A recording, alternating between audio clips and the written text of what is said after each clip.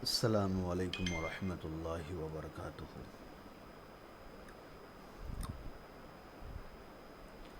آج ہم لوگ ہدایت النحو کے اندر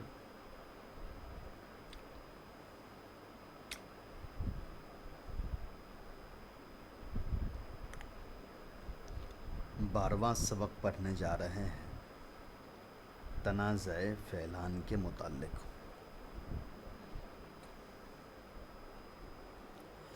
یہ سبق کا کچھ حصہ اس سے پہلے کے جو درس ہے 11 نمبر کی ویڈیو اس میں بیان کر دی گئی ہے، لیکن وہ پوری بات اس میں واضح نہیں ہو پائی چونکہ ویڈیو کی ریکارڈنگ آدھے پہ بند ہو گئی تھی، تو جو باتیں پڑھائی گئیں وہ ریکارڈ ہو نہیں پائیں، تو اس لیے دوبارہ سے اس پیج کے شروعات سے یعنی فصل اذا تنازع فعلان یہاں سے جو ہے ہم اس کو شروع کریں گے۔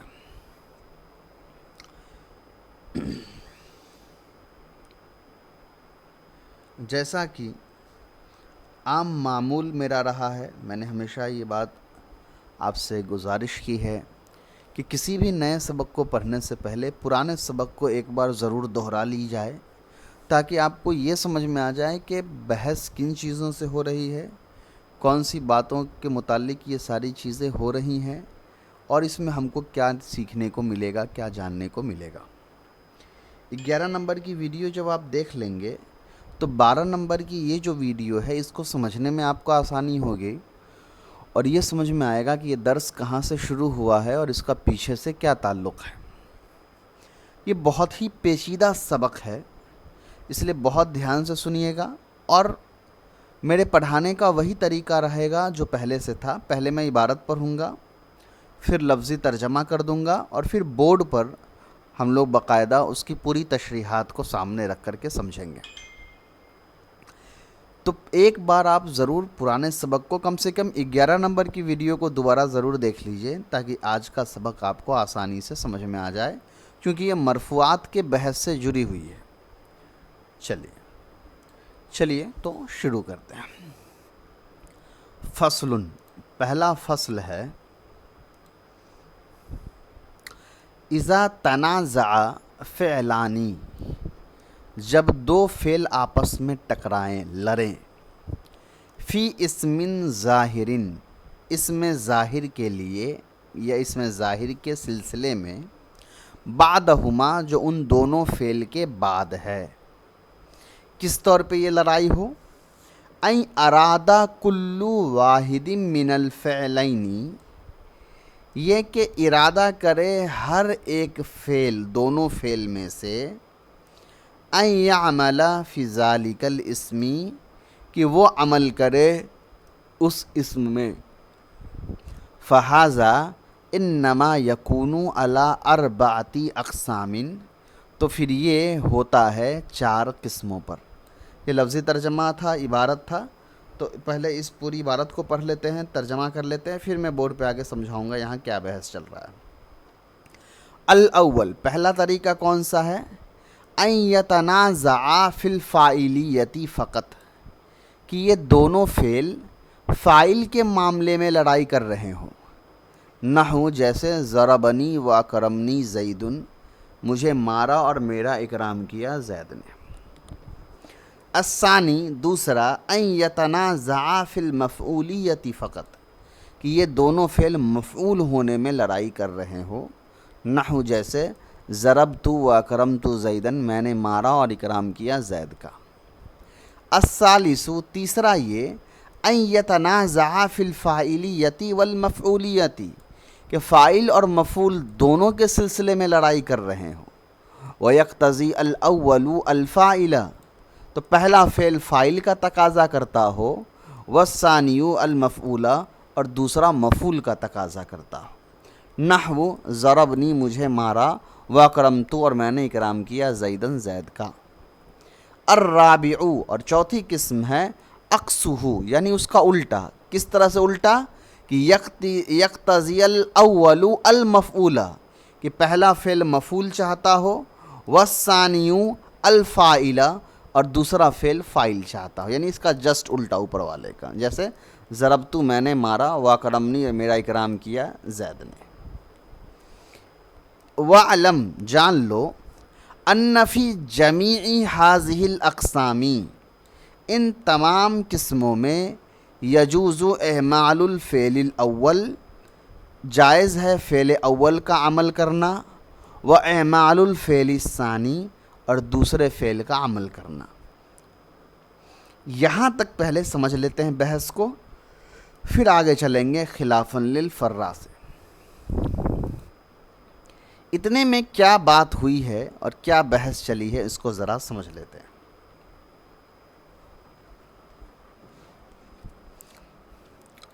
چلیے، یہ آپ کا فعل اول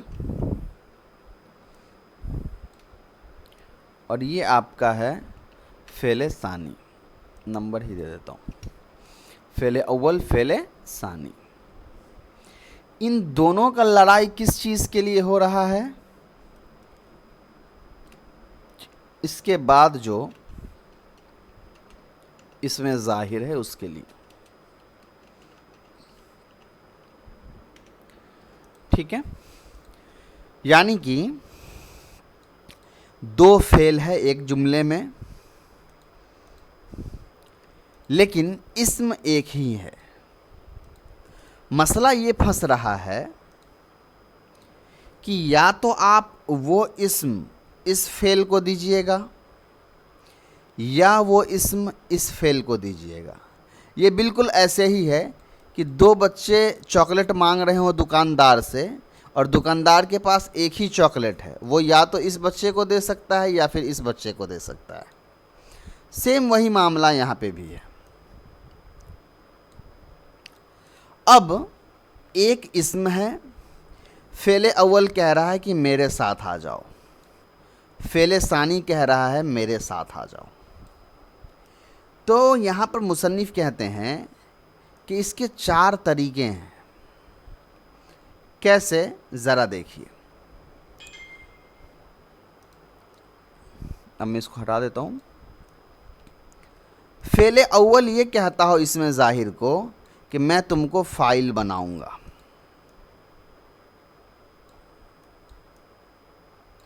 فعل ثانی بھی اس میں ظاہر کو کہتا ہو میں بھی تم کو فاعل بناؤں گا، یعنی دونوں فعل فاعل بنانے کو تیار ہوں۔ دوسری صورت یہ ہے کہ فعل اول کہتا ہو کہ میں تم کو مفعول بناؤں گا، میں تم کو مفعول بناؤں گا۔ فعل ثانی کہتا ہو کہ میں بھی تم کو مفعول بناؤں گا، یعنی اب یہ دونوں فعل مفعول بنانا چاہ رہے ہیں۔ تیسری صورت یہ ہے کہ پہلا فعل کہے کہ میں تم کو فاعل بناؤں گا، دوسرا فعل کہے کہ نہیں میں تو تم کو مفعول بناؤں گا۔ چوتھی صورت اس کا جسٹ الٹا، پہلا فعل کہے کہ میں تم کو مفعول بناؤں گا، اور دوسرا فعل کہے کہ نہ میں تم کو فاعل بناؤں گا۔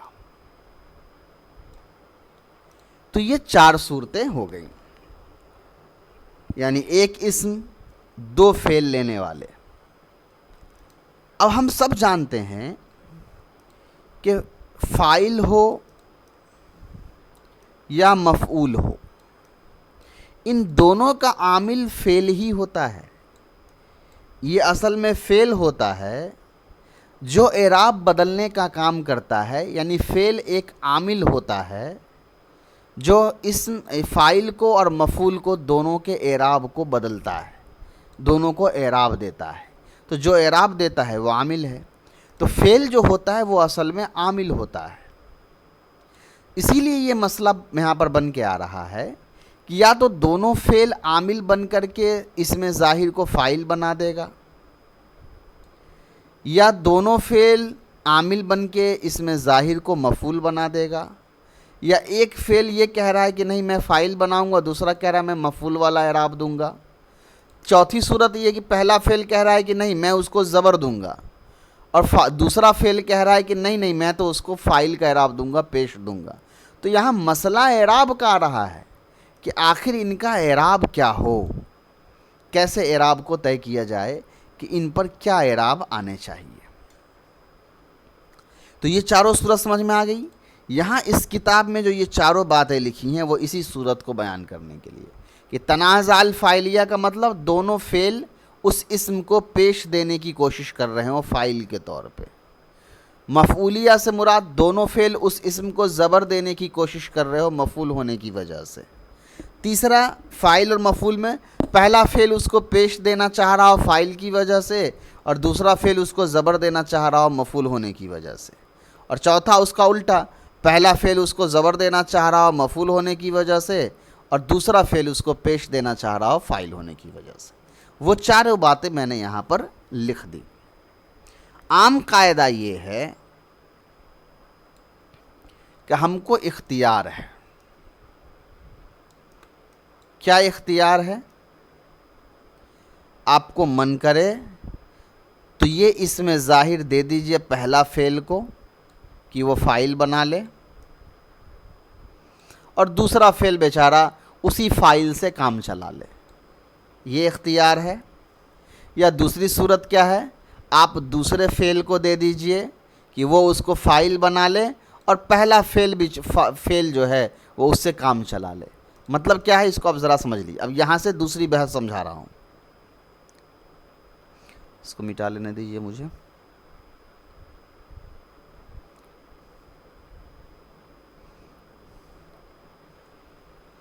اب جو کہہ رہے ہیں کہ اعلم ان فی جمیع ھذی الاقسام، اس کی بات کر رہا ہوں کہ اعمال الفعل الاول اعمال الفعل الثانی دونوں جائز ہے۔ کیا مطلب اس کا ذرا سمجھیے۔ اکثر علماء کا یہ کہنا ہے کہ آپ یہ اسم ظاہر یا تو اس فعل کو دے دیجئے یا آپ اس فعل کو دے دیجئے، یعنی آپ کو جس کو من ہے اس کو دے دیجئے، دونوں کو دینا جائز ہے۔ لیکن ظاہر سی بات ہے دونوں میں سے کسی ایک کو ہی دے پائیں گے نا، کیونکہ فعل دو ہے فاعل ایک ہے یا مفعول ایک ہے، تو ایک اسم ہے دو فعل ہے، تو کسی ایک کو ہی دینا پڑے گا۔ تو وہ جو چار صورتیں میں نے لکھی تھی اس میں فعل اول فاعل چاہ رہا تھا اور فعل ثانی بھی فاعل چاہ رہا تھا۔ دوسری صورت تھی کہ فعل اول بھی مفعول چاہ رہا تھا اور فعل ثانی بھی مفعول چاہ رہا تھا۔ تیسری صورت تھی کہ فعل اول فاعل چاہ رہا تھا اور فعل ثانی جو ہے وہ مفعول چاہ رہا تھا۔ چوتھی صورت یہ تھی کہ فعل اول جو ہے وہ مفعول چاہ رہا تھا اور فعل ثانی جو ہے وہ فاعل چاہ رہا تھا۔ اب ہم کہہ رہے ہیں کہ بھائی آپ کو اس میں سے جس کو دینا ہے دے دیجئے، کوئی دقت نہیں ہے۔ یعنی پہلے صورت میں کیا ہوگا کہ اگر آپ نے اسم کو دوسرے فعل کو دیا تو وہ اسم جو ہے وہ اس کا فاعل ہو جائے گا، اور اس کو بیچارے کو کام چلانا پڑے گا ضمیر سے۔ اس کو کس سے کام چلانا پڑے گا؟ ضمیر سے۔ دوسرا صورت کیا ہے کہ آپ یہ اسم ظاہر جو ہے اس کو دے دیجئے، پہلے فعل کو دے دیجئے۔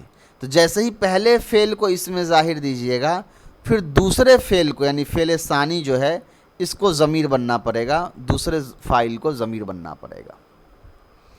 تو مطلب سمجھ میں آ گیا کہ ان دونوں میں سے جس کو بھی ہم دیں گے فاعل بنانے کے لیے، اگر فعل اول کو فاعل بنانے کے لیے دیں گے کہ ہاں ٹھیک ہے فعل اول تم لے لو، تو فعل ثانی کو ضمیر چاہیے ہوگا، اور اگر فعل ثانی کو ہم نے دے دیا کہ ارے بھائی تم ہی لے لو، تو فعل اول کو ضمیر چاہیے ہوگا، چونکہ بنا فاعل کے تو فعل ہو نہیں سکتا ہے نا، تو یا تو اس میں ظاہر دیجئے یا ضمیر دیجئے۔ دوسری صورت کیا ہے؟ مفعول والی۔ اگر آپ نے فعل اول کو مفعول دے دیا تو فعل ثانی کو ضمیر دینا پڑے گا، اور اگر آپ نے فعل ثانی کو ضمیر دے دیا، اس میں ظاہر دے دیا، تو فعل اول کو ضمیر لینا پڑے گا، یعنی بالکل الٹا۔ جیسے ہی فعل اول کو آپ اسم دیں گے فعل ثانی کے پاس ضمیر چلا جائے گا، اور اگر آپ نے فعل ثانی کو اسم دے دیا تو فعل اول کے پاس ضمیر مفعول چلا جائے گا۔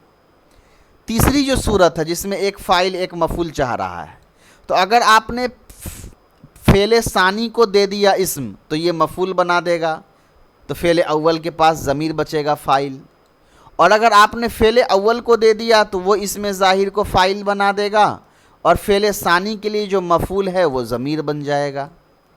اس کے بعد اور اگر چوتھی صورت کیا ہے؟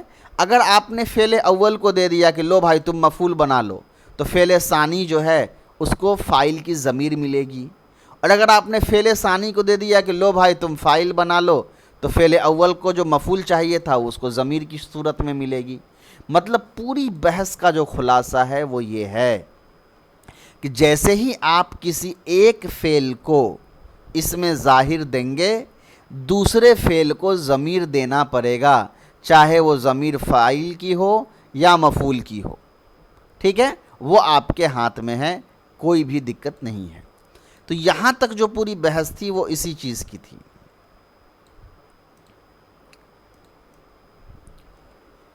تو یہاں تک جو خلافاً للفراء سے پہلے تک وَعْلَمْ أَنَّ فِي جَمِيعِ هَذِهِ الْأَقْسَامِ يَجُوزُ إعمال الفعل الأول وإعمال الفعل الثانی، اس میں یہی بحث کو بیان کیا گیا ہے کہ آپ یا تو فعل اول کو دے دیجئے یا فعل ثانی کو دے دیجئے، کوئی دقت نہیں ہے، بس یہ یاد رکھنا ہے کہ ایک کو دیجئے گا دوسرے کو ضمیر کی ضرورت پڑے گی، بنا ضمیر دیے کام نہیں چلے گا، یعنی دونوں کو چھوڑا نہیں جائے گا، ایک کو اس میں ظاہر دیں گے تو دوسرے کو اس میں ضمیر دیں گے۔ اب ایسا نہ ہو کہ آپ یہ سوال کرنے لگے کہ اس میں ظاہر کیا ہوتا ہے، اس میں ضمیر کیا ہوتا ہے، یہ میں نے آلریڈی بہت بار سمجھایا ہے۔ اس میں ظاہر کا مطلب لفظوں میں اسم لکھا ہو فعل فاعل یا مفعول، اور ضمیر کا مطلب لکھا ہوا نہ ہو بلکہ ضمیر کی شکل میں فعل یا فعل کے اندر چھپا ہوا ہو۔ اب کہہ رہے خلافاً للفراء، امام فرا رحمۃ اللہ علیہ کے خلاف، یعنی امام فرا رحمۃ اللہ علیہ کا یہاں پر ایک الگ رائے ہے۔ کس صورت میں؟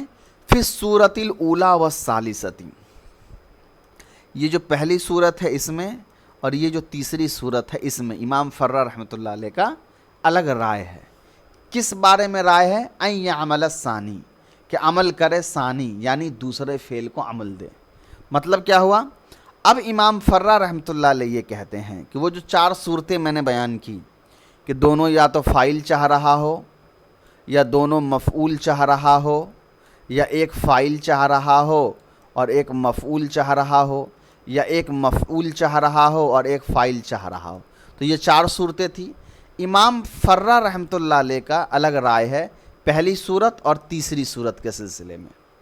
وہ کہتے ہیں کہ ہم لوگوں نے ابھی ایک قاعدہ کیا پڑھا کہ آپ کو من ہے تو فعل اول کو دے دیجئے، من ہے تو فعل ثانی کو دے دیجئے۔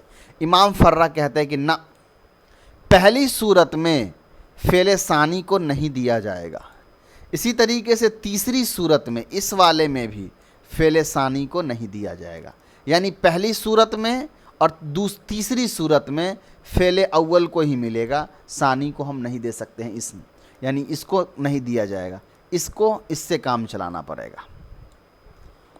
سمجھ میں آ گئی؟ تو امام فرا رحمۃ اللہ علیہ کا کیا کہنا ہے کہ فعل ثانی کو ہم نہیں دیں گے۔ کس کس صورت میں؟ جب دونوں فاعل چاہ رہا ہو یا ایک فاعل یا ایک مفعول چاہ رہا ہو۔ وجہ کیا ہے سمجھیے؟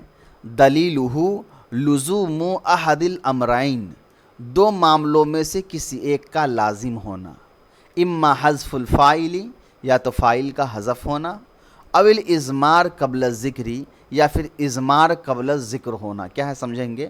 وکلاہما، اور یہ دونوں محظورانی، منع کیا ہوا ہے نحو کے قاعدے کے اعتبار سے، وہذا فی الجواز، اور یہ جوازی طور پر یہ حکم ہے۔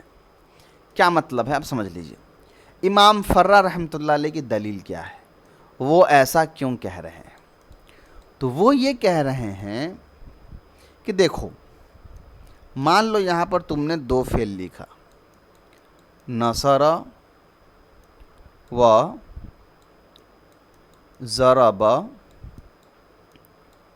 زید، پہلی صورت کہ یہ دونوں چاہ رہا ہو کہ زید میرا فاعل بن جائے. نصر کہہ رہا ہو زید میرا فاعل بن جائے, ضربہ کہہ رہا ہو زید میرا فاعل بن جائے. عام اصول کیا ہے؟ آپ کو من ہے تو ضربہ کا فاعل بنا دیجئے, من ہے تو نصر کا فاعل بنا دیجئے. لیکن امام فرہ رحمۃ اللہ علیہ کہتے ہیں کہ نہیں, یہاں من سے کام نہیں چلے گا, یہاں زید کو نصرہ کا ہی فاعل بننا پڑے گا, ضربہ کا یعنی فعل ثانی کا اس کا فاعل نہیں بن سکتا ہے. یہ صورت. دوسری صورت کیا تھی؟ وہی مفعول والی کی, یا تو ایک فاعل ایک مفعول کی. ایک ہی مثال سے دونوں آپ کو سمجھ میں آ جائے گا, دونوں میں وہی مسئلہ ہے. وہ کیا کہہ رہے ہیں وہ سمجھیے. وہ کہہ رہے ہیں پہلا مسئلہ آئے گا حذف الفعل کا, حذف الفاعل کا,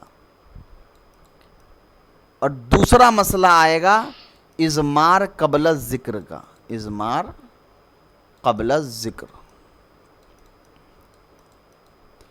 حذف الفاعل والا مسئلہ پہلے سمجھ لیجئے کہ حذف الفاعل کا مسئلہ کیا ہے. حذف الفاعل کا مطلب فاعل کو حذف کر دینا. وہ یہ کہہ رہے ہیں کہ اگر تم زیدن کو ضربہ کا فاعل بنا دو گے, زیدن کو ضربہ کا فاعل بنا دو گے, تو سوال آئے گا کہ نصرہ کا فاعل کہاں ہے.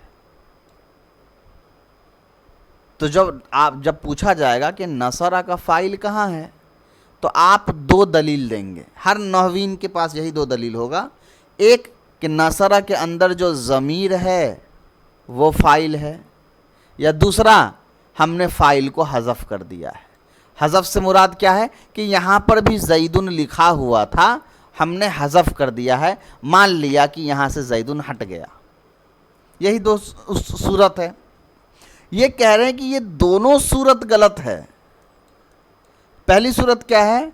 فاعل کو آپ حذف ہی نہیں کر سکتے ہو.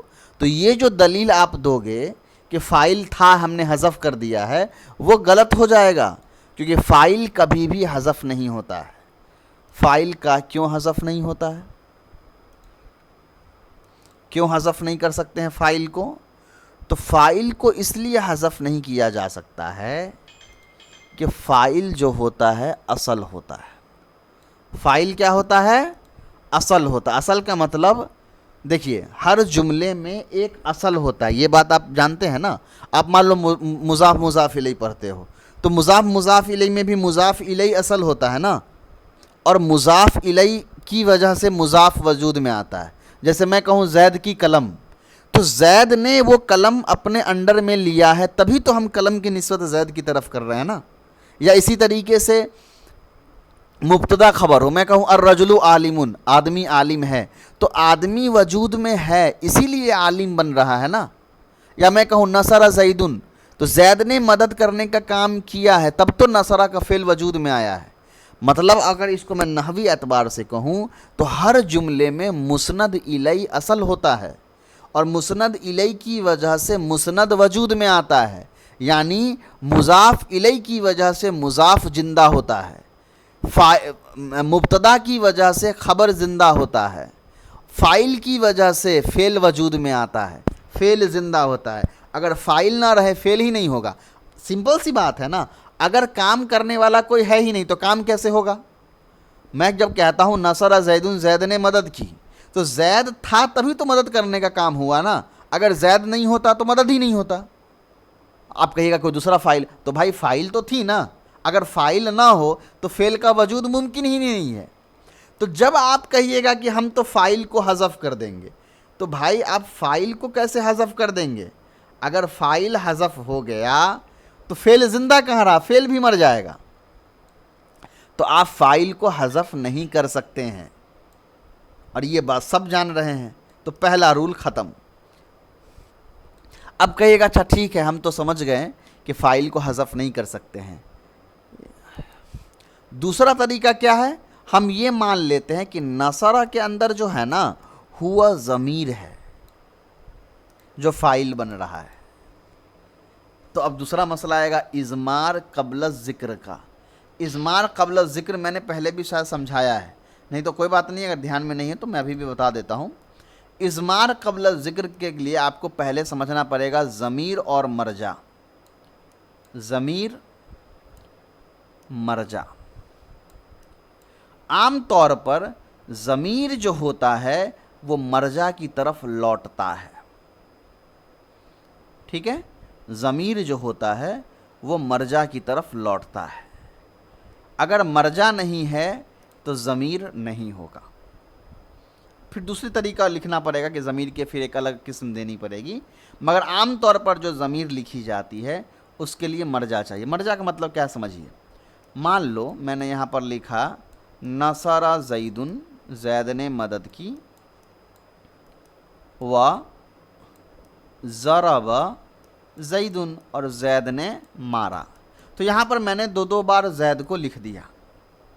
اب جب میں نے دو بار زید کو لکھ دیا تو یہ عربی میں اچھا نہیں مانا جاتا ہے. اس کا اچھا طریقہ لکھنے کا یہ تھا کہ میں ایک جگہ لکھتا نصر زید, زید نے مدد کی, اور دوسری جگہ میں صرف ضرب لکھ دیتا اور زید کو نہیں لکھتا. اسی طریقے سے اسم کا بھی ایک مثال لے لیجئے. میں کہوں کتاب زید و قلم زید, و قلم زید.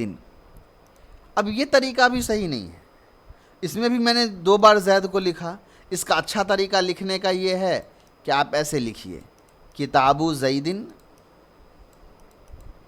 و قلم ہو. اب یہاں کیا ہوا, یہاں جو ہوں میں نے لکھا یہ کس کے لیے لکھا ہے, زید کے لیے. ہو سے مراد کیا ہے, زید. یہاں میں نے زید نہ لکھ کر کے ہو لکھ دیا, اور یہ ہو سے مراد کیا ہے, زید. تو ہو ہو گیا ضمیر, اور زید کیا ہو گیا, مرجع, کیونکہ میں نے زید کے لیے ضمیر کو لکھا ہے ہو کو. یہاں بھی وہی چیز ہوا. یہاں بھی میں نے ایک جگہ زید لکھ دیا, اور دوسری جگہ جو ہوا ضمیر ہے ضربہ کے اندر, وہ ضمیر بھی لوٹ رہا ہے زید کی طرف. تو ہم یہ مان رہے کہ یہاں پر زید لکھا ہے. ٹھیک ہے, یہ ہوتا ہے ضمیر اور مرجع کا کانسیپٹ. تو ضمیر تبھی لکھیں گے نا جب پیچھے مرجع لکھا ہوا ہو, چونکہ ضمیر تو لوٹتی ہے پیچھے کی طرف. یہاں بھی ہو ضمیر لوٹ رہی ہے, ہوا ضمیر لوٹ رہی ہے, یہاں بھی ہو ضمیر لوٹ رہی ہے. تو پتہ یہ چلا کہ ضمیر پیچھے کی طرف کیا ہوتی ہے, لوٹتی ہے, اپنے مرجع کی طرف لوٹتی ہے. اس کو مٹانے دیجیے, پھر سمجھاتا ہوں. جب اتنی بات سمجھ میں ہم کو آ گئی کہ ہاں ضمیر مرجع کی طرف لوٹتی ہے, بنا مرجع کے ضمیر لکھنا مناسب نہیں ہے, مرجع ہم کو چاہیے ہی چاہیے.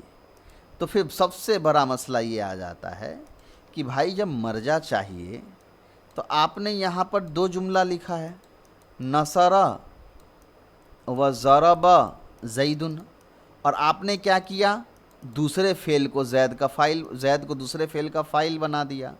اور اس کے بارے میں آپ نے کہا کہ ہاں نصر کے اندر ہوا ضمیر ہے. ضمیر کیسے ہے, پیچھے تو کوئی مرجع ہی نہیں ہے, یہ ہوا جا کہاں رہا ہے. اسی لیے یہ رول غلط ہو جائے گا. یعنی امام فرا کے مطابق دونوں صورتوں میں زیدن کو ڈیفینیٹلی نصر کا, یعنی پہلے اس میں ظاہر کو فعل اول کا بنانا پڑے گا.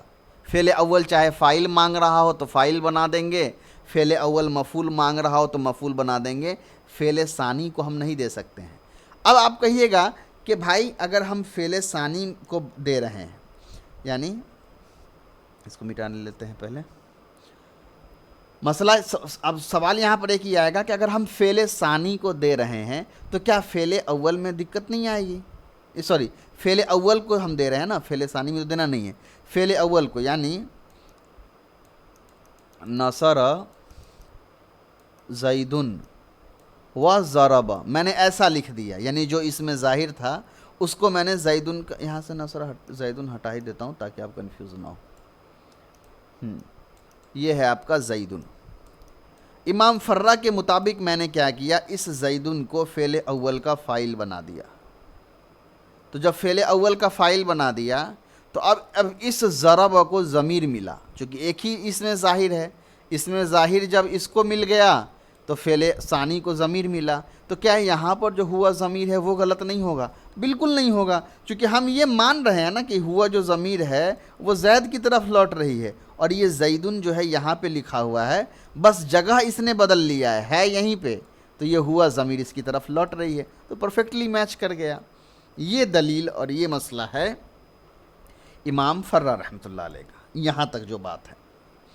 اب آگے دیکھیے،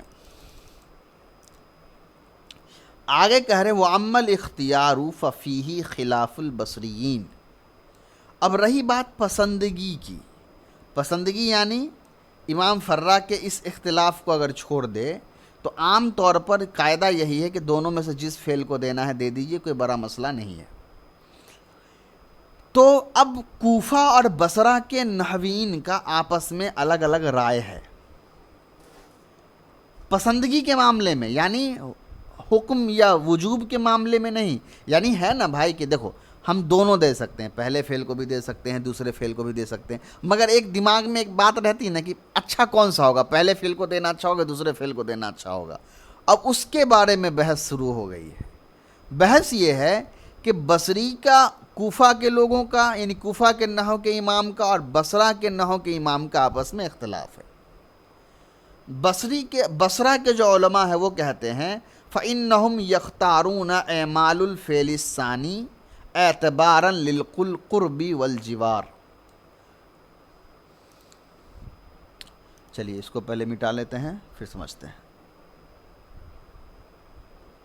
ترجمہ میں کر دیتا ہوں، ترجمہ کیا ہے؟ فَإِنَّهُمْ يَخْتَارُونَ اعمال الفعل الثانی للقرب والجوار، یہی عبارت ہے غالباً، مجھے شاید ایک بار دیکھ بھی لوں، میں نے اپنے ذہن سے ہی بولا تھا۔ ہاں، فَإِنَّهُمْ يَخْتَارُونَ، بے شک ان لوگوں نے چنا ہے، اعمال الفعل الثانی، دوسرے فعل کو عمل دینا، اعتبارا للقربی، قربت کا اعتبار کرتے ہوئے اور پڑوس کا اعتبار کرتے ہوئے۔